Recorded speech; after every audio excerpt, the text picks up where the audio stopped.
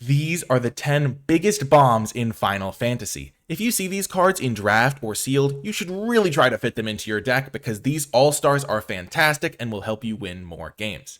First up is Jecht, Reluctant Guardian. For 3 and a black, you get a 4/3 menace that says, whenever Jecht deals combat damage to a player, you may exile it, then return it to the battlefield transformed under its owner's control. So on its baseline, reasonable stats, and the menace really does help you get that combat damage trigger, and if you do flip it, you get a fantastic Saga, Braska's Final Aeon. It's a 7/7 menace creature while these chapters are ticking through, and these chapters get you so much card advantage. The Jecht Beam, which is chapter 1 and 2, has each opponent discard a card and you draw a card, and then the final ultimate Jecht Shot chapter is each opponent sacrifices 2 creatures of their choice. So you're just getting tremendous amount of card advantage, all attached to a 4-mana 4/3 that can potentially flip as early as turn 5 and basically win you the game. If you're able to do that, Jecht is going to be absolutely fantastic, and the fact that it sometimes won't be able to flip, or you'll sometimes just have to trade it off in combat or be more defensive, is definitely something that can happen, but the fact that it has that game-winning potential attached to a 4-drop that's not that hard to connect with is just going to make Jecht a fantastic card to include.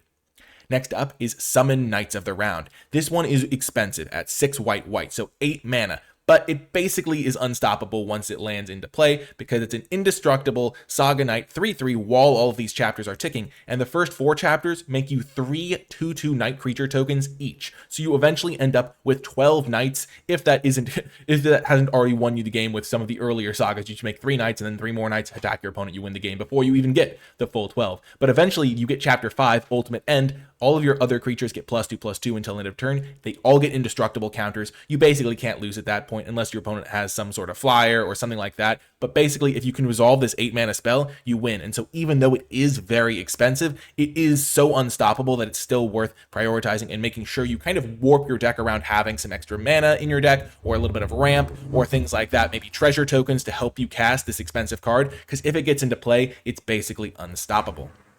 Next is the Lunar Whale. For 4 mana, you get a legendary artifact vehicle that's a 3/5 flyer when it's crewed for a relatively low crew cost of 1, the lowest possible crew cost, pretty much. You may look at the top card of your library at any time as an ability, and then as long as the Lunar Whale attacked this turn, you may play the top card of your library. So when you are able to attack with the Lunar Whale, it doesn't even have to connect. It can just be blocked or chump blocked or something like that. You start getting to chain together the cards from the top of your deck. You can play a land, and then any spells you can cast from the top of your deck, you can play those, and so it just gets you a tremendous amount of card advantage attached to a pretty high stat line for a vehicle. And overall, this is the sort of card that's kind of difficult to deal with because it's not always a creature, so you can kind of protect it from removal spells in that sense if your opponent only has sorcery speed kill spells, and then after a little bit your Lunar Whale just takes over with card advantage. So a really nice 4-drop in blue. Next is Clive, Ifrit's Dominant. So for 4 red, you get a 5/5 creature that says when Clive enters, you may discard your hand, then draw cards equal to your devotion to red. And Clive provides 2 devotion to red on your own, so if you have like even a single other red pip in play, you can maybe discard your hand to draw 3 cards, or if you have no cards in hand, you can just draw whatever number of cards that is, which is fairly likely because Clive is expensive and could potentially be the last card you play. If that was all Clive did, Clive would still be a great card, but Clive also has the extra ability 4 red, tap, exile Clive, then return it to the battlefield transformed under its owner's control, activate only as a sorcery, and Clive will flip into Ifrit, Warden of Inferno, which then comes into play, fights up to 1 other target creature, so you get a 9/9 creature that fights something else. Then with Brimstone for chapter 2, you add 4 red mana, and then for chapter 3, you add another 4 red mana, and then you flip the card back over to become Clive once again. Just a fantastic top-end card for any red deck. It takes over the game, and even if your opponent immediately kills it, you've presumably gotten some card advantage by just having the enters the battlefield effect trigger. Next is Saz Katsroy. So for 3 and a green, you get a 3/3 creature that when it enters, you may search your library for a bird or basic land card, reveal it, put it into your hand, then shuffle. So immediately getting a card out of the deal. And then whenever Saz Katsroy attacks, you put a +1/+1 counter on target creature, then double the number of +1/+1 counters on that creature, which can include itself. So if you play this on turn 4, immediately on the following turn, you can have this attack as a 5/5 because it'll get a counter and then double those, which can be really tricky for your opponents to deal with because it's still fairly early in the game. And then the next turn, it'll attack again, put another counter onto itself, double those counters. All of a sudden, it's attacking as a 9/9 creature because it had 2 counters before. Then you put a third counter on it and then double those. So it'll have 6 counters on it total. And that's just a fantastic threat to have. You can also diversify your threats by putting counters onto other creatures and then doubling the number of counters on them. And that's just a really nice ability to have on a 4-drop that already got you a land or a bird from your deck. So you're not going to be falling behind on cards. Even if your opponent does kill this, it's still a little bit of card advantage. So a really nice 4-drop in green that demands an answer. Next is Summon Leviathan. For 4 blue, you get a Saga that is a 6/6 Ward 2 creature while it's in play, but has 3 really powerful chapters. The first one is return each creature that isn't a Kraken, Leviathan, Merfolk, Octopus, or Serpent to its owner's hand. So pretty much all of the creatures in play that aren't the Summon Leviathan itself are going to be going back to their owner's hands, which gives you a tremendous stabilization tool if you're behind, or a really nice aggressive element if you're ahead, because on your following turn, you're still going to have this 6/6 in play that's going to be able to attack your opponent. So if you're ahead of your opponent, you can play this, bounce all of their blockers after combat maybe, and then all of a sudden on your following turn, you still have this 6/6 that can crack in for damage. And when you do that on chapters 2 and 3 until end of turn, whenever a Kraken, Leviathan, Merfolk, Octopus, or Serpent attacks, draw a card. So the Leviathan is going to sacrifice itself after chapter 3, but if chapter 2 you are attacking your opponent on that turn, you're going to get a card back out of the deal, which is stellar. If you're on the defensive, you can keep it back as a 6/6 so your opponent won't be able to attack you very, very well, and give you time to redeploy and catch back up in the game if you're a more controlling deck trying to stabilize against aggro. Overall, this card is great in any sort of blue deck and is a fantastic addition to your deck.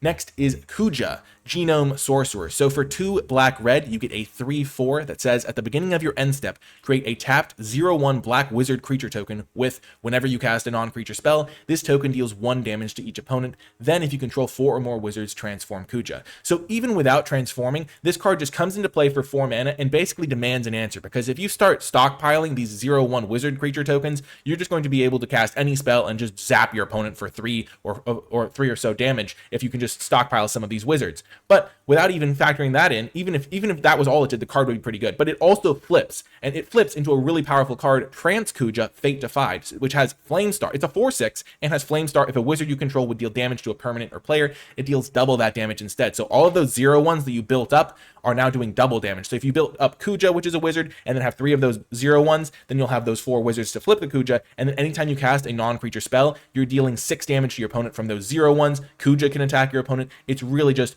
a really powerful threat that demands an answer, and even if your opponent kills it immediately, you're still presumably going to have gotten that 0/1 wizard token from that first turn Kuja was in play, unless your opponent killed it before you get to your end step, which isn't going to happen all that often. So Kuja is a fantastic card, can take over the game on its own just by sitting in play and having you cast non-creature spells, which is a really powerful tool to have in your deck.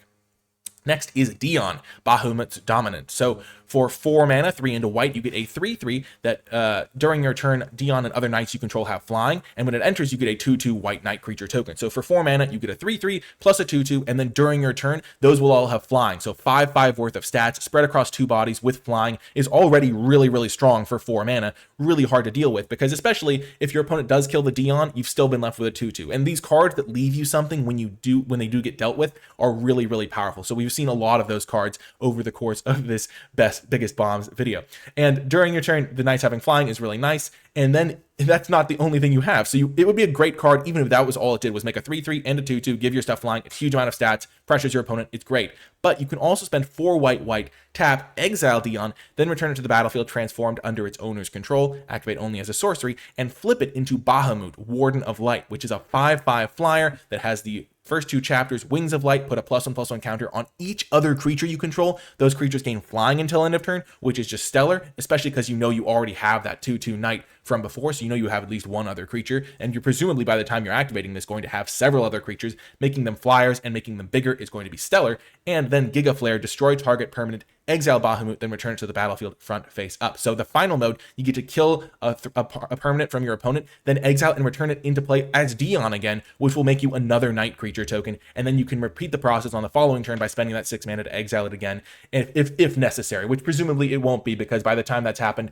you've already put a bunch of counters on your creatures, given them flying, made a real army, and killed your opponent's permanents, and had that 5/5 flyer for a turn or 2. And so overall, Dion, Bahamut's Dominant, is going to be a stellar card that even if they answer it, you're going to wind up ahead, and if they don't answer it, you're just going to win the game with it. It's a fantastic card. Next is Sin, Spira's Punishment. So for 4 black, green, blue, a 7-drop, you get a 7/7 flyer that says when Sin enters or attacks, exile a permanent card from your graveyard at random, then create a tapped token that's a copy of that card. If the exiled card is a land card, repeat this process. So you get a tremendous amount of card advantage attached to, and mana advantage. Imagine if you're getting back a 4-drop creature or something like that with Sin's enters the battlefield effect and attack trigger. So if you just have a couple of things in your graveyard, you're going to really be able to get something good. And the fact that you get to repeat the process if you hit lands means you are going to hit at least something reasonable. So if you have like a land in your graveyard and like a 4-drop and a 3-drop, then you know that at least you're going to get one of those permanents that's going to be like a creature or whatever the thing that's not a land is. So that's really nice. And even though it is a tricolor card, blue-green is a deck that can splash. Black-green is the sort of deck that can splash. Green definitely has the fixing to support casting 7-drops, casting these splashed cards, and Sin Spira's Punishment is the perfect top-end card to splash, and it's also just a gigantic flyer for 7 mana. So this card does it all and is a tremendous bomb that you will want to be including in your decks. The final card we're looking at is Buster Sword, which is the complete flip from Sin. It's only it's no colors. It's a complete colorless card, but it's just absolutely stellar. For 3 mana, you get an equipment that gives the equipped creature +3/+2 for an equip cost of 2. So for 5 mana on your first play / equip, then you can make a creature +3/+2, and then whenever equipped creature deals combat damage to a player, draw a card, then you may cast a spell from your hand with mana value less than or equal to that damage without paying its mana cost. So it can make any of your creatures absolutely terrifying. If you put this on a 1/1, it's going to turn into a 4/2. If you put this on a 3/3, it's going to turn into a 6/5 creature, which is just a real, your 1/1s turn into 4/3s, your 3/3s turn into 6/5s. But basically, you just make your creatures absolutely massive.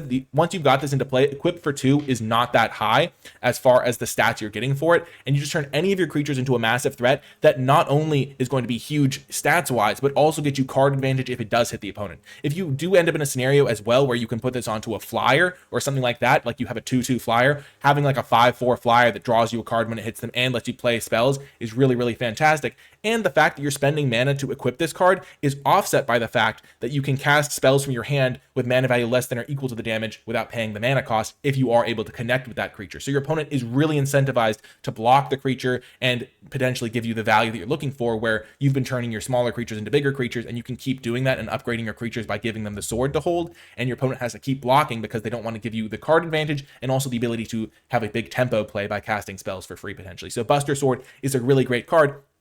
And the fact that it's colorless means that it is so flexible. If you take it early, you're almost certainly going to be able to include it in your deck because you're going to be able to have creatures in your deck and you're going to be able to put Buster Sword on those creatures. And so it's really nice, really flexible, really powerful, and exactly the sort of card that you want in your limited decks.